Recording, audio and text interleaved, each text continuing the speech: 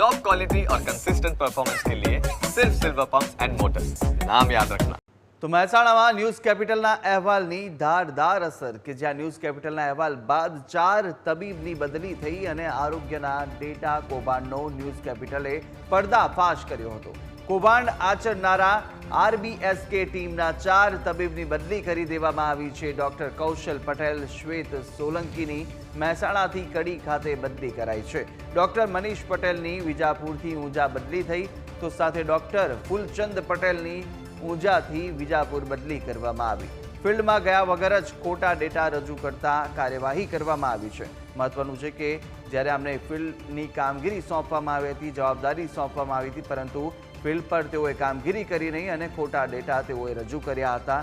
જો કે આ સમગ્ર મામલાનો પર્દાફાશ થયો હતો। ન્યૂઝ કેપિટલે આનો અહેવાલ પ્રસારિત કર્યો હતો અને ત્યારબાદ આ સમગ્ર મામલો સામે આવતા જ આરોગ્ય વિભાગ દ્વારા પણ કાર્યવાહી કરવામાં આવી અને કાર્યવાહીના ભાગરૂપે 4 તબીબોની બદલી કરવામાં આવી છે।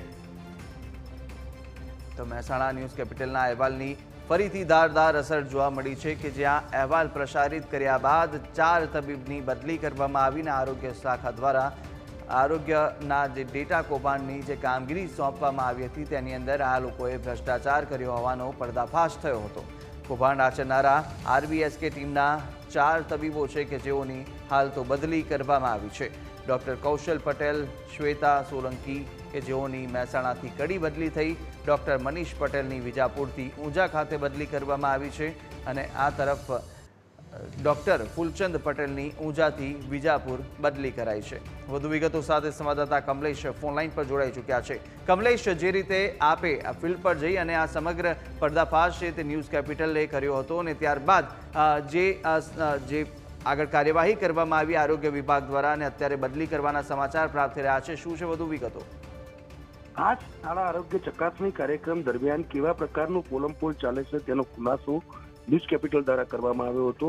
મહેસાણા જિલ્લામાં આરબીએસકેની ટીમને આ કામગીરી સોંપવામાં આવી હતી અને આરબીએસકે ટીમના જે 4 ડોક્ટર હતા તેમને રોજના 150 બાળકોનું હિમોગ્લોબિન ચેક કરી અને તેના ડેટા સબમિટ કરવાની જવાબદારી સોંપવામાં આવી હતી, પરંતુ આ ડોક્ટર ફિલ્ડમાં ગયા વિના જ ખોટા ડેટા આપ્યા હોવાનો ખુલાસો ન્યૂઝ કેપિટલ દ્વારા કરવામાં આવ્યો હતો અને જે ન્યૂઝ કેપિટલના અહેવાલને પગલે આ જે આરબીએસકે ટીમના જે 4 ડોક્ટર છે તે તમામની બદલી કરી દેવાઈ છે।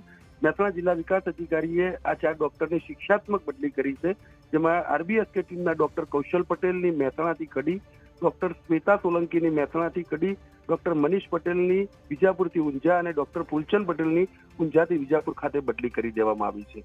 સાથે સાથે તેમની સામે શિક્ષાત્મક કાર્યવાહી પણ શરૂ કરવામાં આવી છે।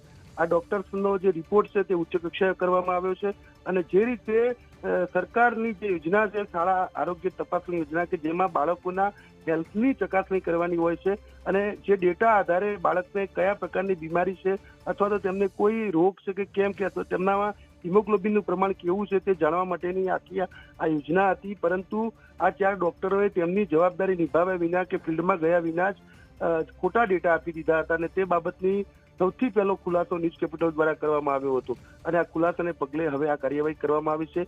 આમ મહેસાણામાં વધુ એક ન્યૂઝ કેપિટલના અહેવાલની ધારદાર અસર જોવા મળી છે। થોડા સમય પૂર્વે જે પ્રકારે એક વિદ્યાર્થીની ઊંચાઈ ઘટાડી દેવામાં આવી હતી તેમાં પણ ન્યૂઝ કેપિટલના અહેવાલને ટાંકીને 2 ડોક્ટરને નોટિસ ઇસ્યુ કરવામાં આવી હતી અને વધુ એક વખત ન્યૂઝ કેપિટલના અહેવાલને પગલે 4 ડોક્ટરની બદલી કરવામાં આવી છે।